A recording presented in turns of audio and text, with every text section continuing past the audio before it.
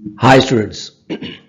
चलो आज इस वीडियो में हम देखते हैं कि एडिशनली कि परक्विजिट कैसे होता है कि जब आप एसिड यूज करते हो, एसिड किसकी यूज करते हो आप?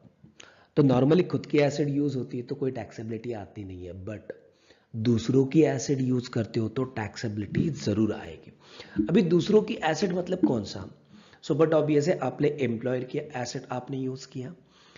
अभी एम्प्लॉयर आपको एसिड देता है यूज करने के लिए, वो भी free of cost.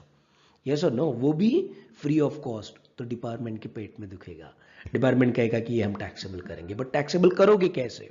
The one thing is important, how we can tax it accord, मतलब वो टैक्स कैसे करेंगे। तो चलो उसके लिए देखते हैं कि प्रोविजन क्या कहता है। Now the provision says that, look here, the value of benefit to the use employee resulting from the use by the employee, correct, or any member of his household movable asset. So what do you mean by movable asset? So movable asset may be furniture दिया गया है आपको, वो other than rent free accommodation वाला furniture वो नहीं, other than वो furniture, ठीक है। फिर आपके लिए एयर कंडीशनर यूज करने के लिए दिया होगा, म्यूजिक सिस्टम यूज करने के लिए दिया होगा। कार भी नहीं, बिकॉज ऑफ द कार का परक्विजिट हम ऑलरेडी देख चुके हैं। तो ऐसे कुछ एसेट्स होती है कि जो एम्प्लॉयज़ की होती है, वो कहता है कि अभी मेरे यूज़ में नहीं है, आप यूज़ कर लो, तो वहाँ पे बेनिफिट होता है। तो वो बेनिफिट कैसा? तो वहाँ पे भी दो चीज़ें हैं, look here. First, the asset is owned by an employer, तो वो एसेट एम्प्लॉयर की खुद की है। सेकेंड, या तो खुद की नहीं है तो उसने रेंट पे लिया हुआ है, या तो वो उसकी एसेट नहीं है बट उसने क्या किया, रेंट पे। रेंट पे मतलब उसने रेंट पे लिया और आपको प्रोवाइड किया, उसने रेंट पे लिया और आपको प्रोवाइड किया। क्यों? आप भी सोचोगे कि ऐसा क्यों कर रहा है वो, खुद की एसेट नहीं है तो मत प्रोवाइड करो। नहीं, this is the additional facility provided to the employee. Employee को जो एडिशनल फैसिलिटी दिया जाता है, इसके लिए ये दिया गया है। क्यों? क्योंकि employee is a valuable asset to the employer, correct. तो एम्प्लॉय जो लगता है उतना बेनिफिट देना चाहता है वो, ठीक है। तो आपको एसेट दिया। तो दो चीज़ें यहाँ पे, खुद का हो तो कैलकुलेशन कैसा होता है, और हायर पे हो तो कैलकुलेशन कैसे होता है। तो चलो खुद का होगा तो कैलकुलेशन कैसे आएगा। तो now the very very important, 10% of the actual cost, WDV ने कुछ ने एक्चुअल कॉस्ट की, जिस कॉस्ट पे एसेट को परचेस किया था। So the 10% of the actual cost less amount recovered, तो अमाउंट रिकवर्ड जो भी होगा वो लेस करेंगे, balance is taxable if it is a positive figure. if it is a positive figure then it will be a taxable, otherwise it won't be taxable। तो ये कब होगा? जब ये खुद का एसेट होगा तब। मान लीजिए कि खुद का एसेट नहीं है तो क्या करोगे? रेंट पे करोगे। तो जो भी rent paid by for asset, मतलब जो भी रेंट पे किया किसने? एम्प्लॉयर ने।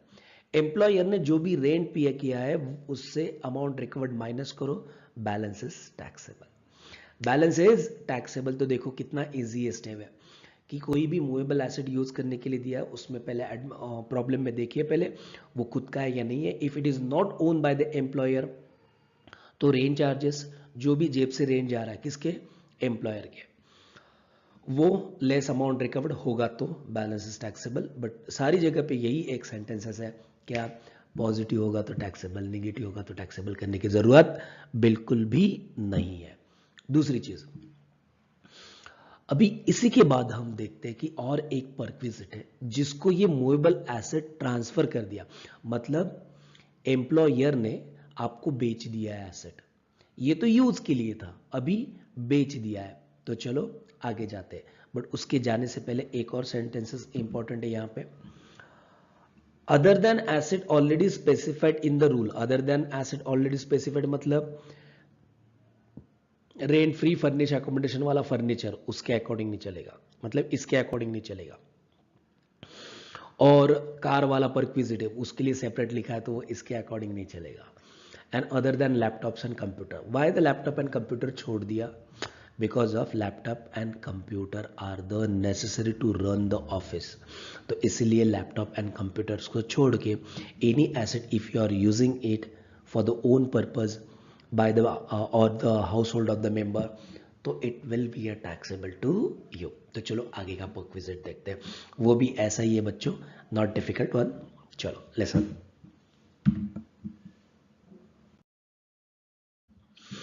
सो लुक बच्चों, यहाँ पे आ गया हम। सो यहाँ पे अभी हमें दिया गया कि अभी आपको इमेज दिख रहा है, फर्नीचर दिख रहा है, कंप्यूटर दिख रहे हैं, करेक्ट। और ये देखो पिंक कलर में टेबल दिख रहा है, चेयर्स दिख रहे हैं, कार दिख रही है। अभी ये क्या है एग्जैक्टली, क्यों दिया है? तो यहाँ पे लिखा है देखिए, so the benefits to the employee arising from the transfer of any transfer. अरे ट्रांसफर का मतलब क्या होता है? ट्रांसफर का मतलब होता है बेचना। यहाँ पे मतलब इस प्रोविजन में बेच दिया है। किसको बेच दिया? आपको नहीं, या ना मुझे भी। एसेट को बेच दिया, एम्प्लॉयर ने एसेट को आपको बेच दिया। बट अभी डिपार्टमेंट कहेगा कि आप कहोगे कि सर इसमें टैक्सेबिलिटी क्यों आती है? सही है, उस एसेट का वैल्यू कितना है, उस एसेट का वैल्यू कितना है और आपको बेचा कितने पे? उस एसेट का वैल्यू, मान लीजिए कि उस एसेट का वैल्यू बाहर 10 रुपए में, उस एसेट का वैल्यू बाहर 10 रुपीज़ है और आपको सेल किया गया है 8 रुपीज़ में। मतलब 10 रुपए की चीज़ आपको 8 रुपीज़ में मिल रही है, तो 2 rupees is benefit, that will be the taxable figure to you. Understood? तो चलो इसका कैलकुलेशन कैसे होता है, now will see in the next slide. So look here बच्चों, तो नेक्स्ट स्लाइड पे आ गए हम। तो नेक्स्ट स्लाइड पे जंप करते हैं। Now look here the first part. First part पे क्या आता है? अदर एसेट, कोई भी एसेट। अभी अदर एसेट पहले क्यों लिया? क्योंकि दो और अलग अलग एसेट उन्होंने मेंशन किया हुआ है, इसलिए अदर एसेट को मैंने पहले लिया। अदर एसेट, अगले अगले दो पॉइंट आएंगे, उनको छोड़ के अदर कोई भी एसेट हो, मतलब फर्नीचर हो, एयर कंडीशनर हो, वॉशिंग मशीन हो, टीवी हो, फिर म्यूजिक सिस्टम्स हो, कुछ भी हो, कुछ भी, कुछ दो एसेट छोड़ के जो अदर एसेट है, तो उनके लिए टैक्सेबिलिटी कैसे करोगे? तो now look here, actual cost to the employer. Actual cost मतलब कौन सी? जिस कॉस्ट पे एम्प्लॉयर ने परचेस किया था वो एसेट, जिस कॉस्ट पे एम्प्लॉयर ने जो एसेट परचेस किया था वो वाली कॉस्ट। मतलब मान लीजिए कि एम्प्लॉयर आपको आज बेच रहा है एसेट। कब बेच रहा है? आज। आज आपको एसेट बेच रहा है, बट उसने वो खरीदी थी 5 साल पहले, 5 years बैक। उसने 5 साल पहले वो खरीदी थी, तो जो 5 साल पहले खरीदी थी वो वैल्यू यहां पे लिखो पहले। मान लीजिए कि 5 साल पहले उसने खरीदी थी, कि चलो फर्नीचर है, 3 लाख को परचेस किया था, फर्नीचर 3 लाख को परचेस किया था, वो कॉस्ट यहां पे लिखना है। उसमें से माइनस क्या करोगे? Look here, so less normal wear and tear calculated at the 10% of such cost for the completed year. For the each completed year मतलब you have to provide the depreciation. आपने 5 साल पहले लिया था, 5 साल पहले की कॉस्ट माइनस 10% डेप्रिसिएशन डिडक्ट करो for the every year, minus 10% every year 10%। और भी यहाँ पे जो मेथड फॉलो कर गया है, मतलब उन्होंने 10% ऑफ सच कॉस्ट बोला है। 10% ऑफ सच कॉस्ट का मतलब होता है they are following the straight line method. Straight line method मतलब every year your depreciation remain constant. ऐसा मान लीजिए कि आपके पास वो एसेट लेके, एम्प्लॉयर को एसेट लेके 4 साल मतलब 4 years 6 months हुआ है, 4 years 6 months हुआ है, तो आपको डेप्रिसिएशन प्रोवाइड करना है ओनली फॉर द 4 months। आपको डेप्रिसिएशन जो प्रोवाइड करना है ओनली फॉर द कितने मंथ्स के लिए? 4 years के लिए प्रोवाइड करना है, क्योंकि they have said the each completed year. Okay, ये एक लेस करना है। फॉर दैट पर्पज आपके सैलरी से कुछ रिकवर्ड किया है क्या? टू प्रोवाइड दिस एसेट, मतलब आपको बेचा है ना, तो आपसे कुछ तो पैसा लेगा, तो वो अमाउंट रिकवर्ड किया है क्या? सपोज वो अमाउंट रिकवर्ड होगा, तो बैलेंस आपने क्या करना पड़ेगा? वो डिडक्ट करना पड़ेगा, और the balance is whatever a positive figure, it will be a taxable. So this is called as what? Other asset. अभी अदर एसेट का मतलब आपको समझ में आएगा जब हम अगले दो पॉइंट पढ़ेंगे तब। तो देखो अगले दो पॉइंट क्या दिखते हैं, है ना बच्चों? तो देखो अगला पॉइंट आता है यहाँ पे कंप्यूटर और इलेक्ट्रॉनिक एटम। तो मतलब एक तो चीज क्लियर होगी कि any electronic item is air conditioner, computer और मोबाइल वगैरह, anything but which is a electronic item, in that case same calculation, actual cost to the employer less normal wear and tear of कितना? 50%। यहां पे कितना था बच्चों? Look I will put the here, यहां पे कितना था? 10%। यहां पे कितना है? 50% of such cost for each completed year. और बाद वाला सेंटेंसेस बहुत इंपॉर्टेंट है, reducing balance method. Reducing balance method मतलब डिडक्ट करके जो भी अमाउंट आएगा उसके ऊपर 50%। मतलब मान लीजिए कि 400 रुपए का एसेट है, 400 रुपीज का एसेट है, 400 के 50% 200 माइनस कितना आएगा, बचा हुआ 200, 200 पे 50% 100, फिर बचा 100, 100 पे 50% मतलब 50, मतलब जो भी बैलेंस आएगा उसके ऊपर 50% निकाल के आपको क्या करना है बच्चों, डेप्रिसिएशन डिडक्ट करना है। Less amount recovered, less amount recovered balance is taxable. बाकी कुछ नहीं है बच्चों, इतनी सिंपल सा वे है कि जब उसने परचेस किया था तब परचेस किया था, आज तक का डेप्रिसिएशन निकालो, आज तक का डेप्रिसिएशन निकाल के आज की वैल्यू निकालो, आज की वैल्यू से अपना अमाउंट रिकवर्ड कितना है वो डिडक्ट करो। If balance is positive then it is taxable, otherwise forget about the taxability. अभी आगे आ गया मोटर कार। देखो कंप्यूटर और मोटर कार छोड़ के कोई भी एसेट आएगा तो वो अदर एसेट में आएगा, कंप्यूटर और मोटर कार छोड़ के कोई भी आएगा तो वो अदर एसेट में आएगा। इसीलिए मैंने कहा था कि अगले वाले 2 एटम होने दीजिए, आपको खुद ब खुद समझ में आएगा कि अदर एसेट में क्या क्या आएगा। करेक्ट। तो मोटर कार का भी वही है बच्चों, actual cost to the employer. आ गया नहीं आ गया, definitely actual cost to the employer less क्या करोगे, normal wear and tear, but instead of 50% यहाँ पे कितना दिया है, तो यहाँ पे दिया है उन्होंने 20%। कितना परसेंटेज दिया है, 20%। सो 20% का भी है रेड्यूसिंग बैलेंस मेथड ये, सो 20% भी रेड्यूसिंग बैलेंस है। So less amount recovered balance taxable if it is a positive balance is, मेरे मतलब इस कैमरे के पीछे आपको दिख रहा है, वो दिख नहीं रहा है बैलेंस इज टैक्सेबल, बट वही सेंटेंसेस है, balance is taxable if it is a positive figure. मतलब all this in 3 scenario you will get the one thing same, क्या, actual cost to the employer जब खरीदा था वो कॉस्ट, लेस करो यहाँ पे 10% SLM method, 50% reducing, 20% reducing. Again the next, the common item is what, less amount recovered. If it is balance is taxable, मतलब balance is positive then it is taxable, otherwise forget about, है ना बच्चों, easy है ना। तो 2 चीजें तो हमने यहाँ पे देख लिया, कौन सा 2 चीजें देख लिया। तो फर्स्ट ऑफ ऑल एसेट को यूज करोगे तब कितना टैक्सेबल होगा, और एसेट को खरीदोगे तब कितना टैक्सेबल होगा। तो बच्चों देखो इस 2 वीडियो में हमने देख लिया कि हाँ भाई, मतलब 3-4 शीट में देख लिया कि perquisite regarding to the movable asset, और सबसे important thing subscribe and the like and share करना मत भूलना। थैंक्स अ लॉट बच्चों। हाय स्टूडेंट्स, चलो आज इस वीडियो में और एक परक्विजिट लेके आते हैं। अभी बहुत सारे नहीं है, ज्यादा 2-3 ही बचे हैं perquisite, but this is the what another important perquisite in respect of the employees।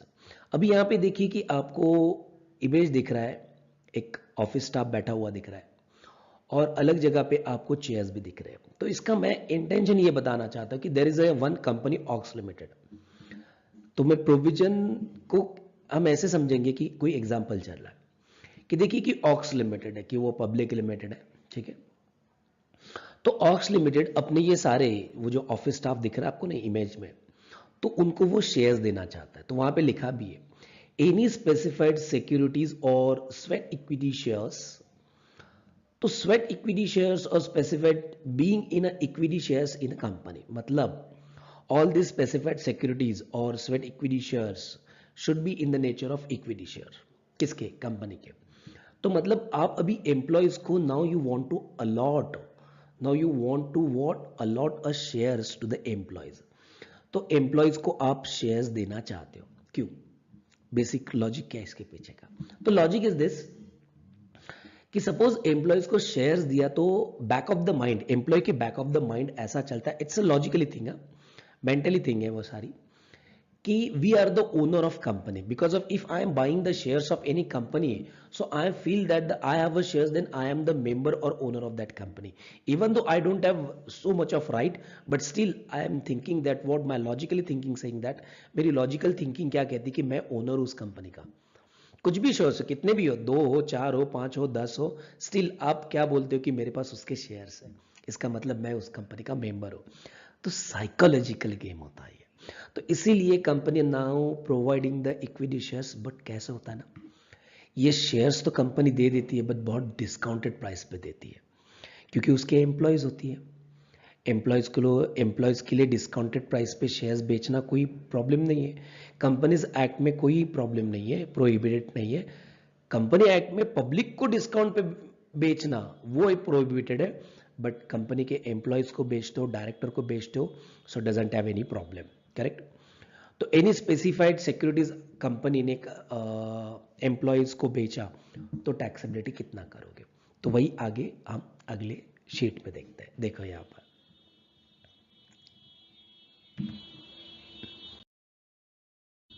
So now look here बच्चों, तो now we have to do the calculation of how we can, मतलब टैक्सेबल कैसे करेंगे कि एम्प्लॉयज को shares दिया तो taxable कैसे करेंगे? टैक्सेबल तो होनी चाहिए पक्का, गारंटीड, क्योंकि आपको कम दाम पे शेयर मिल रहा है, वही तो मुझे टैक्सेबल करना है। सो लुक हियर, तो ये देखो कि अपने पास एक ये आ गया और उसमें मैं लिखता हूं कि now look here, lesson the fair market value of the securities and said equity shares on the date on which the option is exercised by the employee। तो मतलब परचेस करो या ना करो, ये परचेस करने का आपको ऑप्शन दिया जाता है। कौन देता है? Company will give the option to the employee. Company option देती है किसको? एम्प्लॉय को। भाई तुम्हें खरीदना है नहीं खरीदना है, तो मैं एक डेट देता हूं, उसके विद इन आपको खरीदना है। विद इन दैट डेट मान लीजिए कि आपको 6 महीने की मोहलत दी हुई है। They said that within 6 months you have to, आपको एक तो बाय करना है या तो वो ऑप्शन छोड़ देना है, या तो बाय करना है या तो आपको ऑप्शन क्या करना है बच्चों? वो छोड़ना है। ठीक है, तो एम्प्लॉयज के पास तो दो ही ऑप्शन है, क्या करना है? या तो बाय करोगे या तो छोड़ोगे। तो एम्प्लॉयज ने सपोज बाय किया, तो वही कहते हैं कि सपोज एम्प्लॉय ने वो ऑप्शन एक्सरसाइज किया, तो fair market value on the date of option exercise, मतलब जिस दिन भी खरीदा उस दिन का fair market value of shares. सही है? अरे जिस दिन मैंने खरीदा था उस दिन सपोज शेयर मार्केट की वैल्यू है सपोज 200 रुपए और एम्प्लॉयर ने मुझे वही शेयर्स 80 रुपए में बेच दिया। अज्यूम दैट की फेयर मार्केट वैल्यू मार्केट में उसकी 200 रुपीज है एंड मैंने वो पर शेयर 80 रुपीज पे खरीदा, तो आपको नहीं लगता कि आपको इमीडिएटली 120 रुपीज का बेनिफिट हो रहा है? 200 रुपए की चीज 80 रुपए में मिल रही, तो 120 रुपए का क्या हो गया? आपको फायदा होगा या नहीं होगा बच्चों? यही फायदा, यही फायदा, यही फायदे की गड़बड़ इनकम टैक्स डिपार्टमेंट के पेट में होती है और ये हमें टैक्सेबल करना है। इसीलिए fair market value less amount recovered 80 रुपया, 200 minus 80, if the balance is positive. ये पर शेयर के बारे में, जितने नंबर ऑफ शेयर्स परचेस करोगे उसके साथ मल्टीप्लाई होगा, तो balance is taxable if it is a positive. But the again main question, भाई ये फेयर मार्केट वैल्यू कौन देगा? आप कहोगे कि सर मार्केट देगा ना। यस देगा मार्केट, उसके लिए भी रूल्स में आगे कुछ लिखा हुआ है, वो भी डिस्कस करना इंपॉर्टेंट है। तो चलो वो भी डिस्कस करते हैं। सो नाउ लुक हियर, पहला क्या बताता है? सिक्योरिटी। ओके चलो ये सिक्योरिटी है, उसका क्या? अरे बाप रे, दो चीजें, सिक्योरिटी या तो लिस्टेड होनी चाहिए, सिक्योरिटी या तो नॉट लिस्टेड होनी चाहिए। मतलब जब लिस्टेड होगी तो फेयर मार्केट वैल्यू क्या होगी, नॉट लिस्टेड है तो फेयर मार्केट वैल्यू क्या होगी। तो चलो पहले लिस्टेड का देखते हैं। तो लिस्टेड में सेंटेंसेस आता है, in case where on the date of exercising the option, मतलब जिस दिन एम्प्लॉय शेयर्स खरीदेगा वो तारीख, जिस दिन एम्प्लॉय शेयर्स खरीदेगा वो तारीख, the shares of company is a listed, उस दिन कंपनी के शेयर्स लिस्टेड है on the recognised stock exchange. The fair market value, मतलब वो कहते हैं कि जिस दिन आपने शेयर्स खरीदा उस दिन वो शेयर्स लिस्टेड था ऑन रिकॉग्नाइज्ड स्टॉक एक्सचेंज, उसका fair market value shall be the, fair market value shall be the average of, average मतलब opening price plus closing price divided by 2। Opening price मतलब जब market start होता है वो price, closing price मतलब जब market बंद होता है वो price, correct, and divided by 2 on the said stock exchange. मतलब पहली चीज, मार्केट जब स्टार्ट होता है वो वाली, मार्केट जब बंद होता है वो वाली, दोनों का प्राइस का एवरेज लेना है। सपोज मान लीजिए कि at the beginning of market, सुबह 9:30 बजे मार्केट स्टार्ट हो जाता है, उस टाइम पे प्राइस थी 20 रुपए, सॉरी 200 रुपए, और जब मार्केट क्लोज हुआ था तो उस टाइम प्राइस थी 220 रुपए। तो 200 रुपीज एंड 220 रुपीज, उसका एडिशन आता है 420 डिवाइडेड बाय 2, तो कितना आएगा 210। तो 210 will be the fair market value for the shares. 210 is the fair market value for the shares. ऐसा लेना है कब? जब लिस्टेड हो तब। बट ऐसा भी होता है कि आपके शेयर्स 2 और मोर शेयर्स पे, मतलब क्या कह सकते हो कि रिकॉग्नाइज्ड स्टॉक एक्सचेंज पे लिस्टेड हो, तो आगे देखते हैं। हाय स्टूडेंट्स, सो इसमें भी वही लिखा हुआ है कि लिस्टेड में, अभी जैसे कि प्रीवियस वीडियो में हमने देखा था कि लिस्टेड हो तो क्या, बट यहां पे भी क्या लिखा है कि additional information regarding to the listed securities. तो यहां पे लिखा है, so the provided that where on the date of exercising the option, मतलब जिस दिन आप शेयर्स खरीदे उस दिन, shares listed and more than one, मतलब एक से ज्यादा रिकॉग्नाइज्ड स्टॉक एक्सचेंज पे है, तो fair market value shall be the average of opening plus closing price of the shares on the recognised stock exchange which records the highest volume of trading in the shares. मतलब जिस recognise stock exchange पे ज्यादा उस shares की buying and selling हो चुकी है। मतलब मान लीजिए कि ए है और बी है, दो रिकॉग्नाइज स्टॉक एक्सचेंज है, ए है और बी है। ए में ट्रेडिंग कम है उस दिन, बी में ट्रेडिंग ज्यादा है, तो बी वाली प्राइस लेंगे। जिसमें ज्यादा ट्रेडिंग है, उस शेयर्स की बाइंग एंड सेलिंग जिसमें ज्यादा है, वो रिकॉग्नाइज स्टॉक एक्सचेंज हम कंसिडर करेंगे to finding out the fair market value, to finding out the opening and closing value of the shares. उसी के बेसिस पे फाइंड आउट होगी। बट उसके आगे भी एक पॉइंट है, क्या लिखा है, provided further that where on the date of exercising the option there is no trading on the shares on, मतलब रिकॉग्नाइज स्टॉक एक्सचेंज पे उसकी ट्रेडिंग ही नहीं है उस दिन की। उस दिन की मतलब जिस दिन हमने शेयर्स बाय किया था, तो रिकॉग्नाइज स्टॉक एक्सचेंज में ना उसका बाय हुआ था ना सेल हुआ था, तो उस सिचुएशन पे क्या करोगे? तो कुछ नहीं है, ज्यादा बहुत डिफिकल्ट नहीं है। तो closing price of the share on which the recognise stock exchange on the date closes the date of exercising the option immediately preceding the such date. मतलब मान लीजिए कि आज आपने ऑप्शन एक्सरसाइज किया है, आपने आज ऑप्शन एक्सरसाइज किया, तो आज तो कोई ट्रेडिंग है नहीं है, तो कंसीडर कैसा करोगे कि आज कोई ट्रेडिंग नहीं है, तो फिर कंसीडर कैसे करेंगे? तो इसके पीछे वाली सबसे जल्दी वाली, मतलब सबसे पहली वाली डेट, तो मान लीजिए कि इसके पीछे ही बहुत बार ट्रांजैक्शन हो चुका है, तो उसमें से पहली वाली कौन सी? तो आज तारीख है, अभी ये जो लैब में लेक्चर रिकॉर्ड कर रहा हूं, तो लेक्चर रिकॉर्ड करने का तारीख है आज 1 मार्च। तो 1 मार्च के पीछे जाइए, मतलब फेब्रुवरी में कब लास्ट ट्रांजैक्शन हुआ था? जो लास्ट ट्रांजैक्शन हुआ था वही प्राइस हम फेयर मार्केट वैल्यू लिख लेंगे। तो मान लीजिए कि 25 फरवरी को लास्ट ट्रांजैक्शन हुआ था, तो 25 की जो भी ओपनिंग एंड क्लोजिंग प्राइस रहेगी will consider as a fair market value of the price. Correct? B, तो closing price of the shares on recognised stock exchange which record the highest volume trading in such share. If the closing price on the date of closes date exercising the option immediately preceding such date recorded more than one recognized, अरे वही है point, बाकी कुछ नहीं है। एक से ज्यादा रिकॉग्नाइज स्टॉक एक्सचेंज पे होगा तो कैसे? तो वही है, जिस स्टॉक एक्सचेंज पे ज्यादा बाइंग एंड सेलिंग हो चुकी है उस स्टॉक एक्सचेंज पे जाना है, और उसमें से मार्च के पहले वाली जो डेट पे ट्रांजैक्शन हुआ था उस डेट का ओपनिंग और क्लोजिंग प्राइस लेना है। दैट्स इट, बहुत इजी, करेक्ट है ना? अभी ये था लिस्टेड का, आगे चलते हैं। सो देखिए यहां पे आगे क्या लिखा है कि this is the last point of this perk visit, not listed हो तो सवाल ही नहीं आता, नॉट लिस्टेड हो तो फिर देखिए क्या आता है। In case where on the date of exercising the option the shares in company not listed on the recognized stock exchange, the fair market value shall be the such value of share company as determined by the merchant banker on the specified date.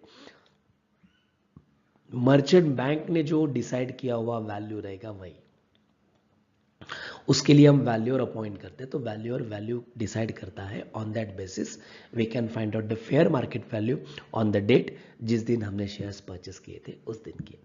तो listed हो तो recognised stock exchange देखिए, listed ना हो तो valuation done by the merchant banker, वो हम taxable करेंगे। उसमें से जो भी अमाउंट रिकवर्ड है वो डिडक्ट करेंगे, बचा हुआ अमाउंट क्या हो जाएगा बच्चों? खुद ब खुद टैक्सेबल हो जाएगा।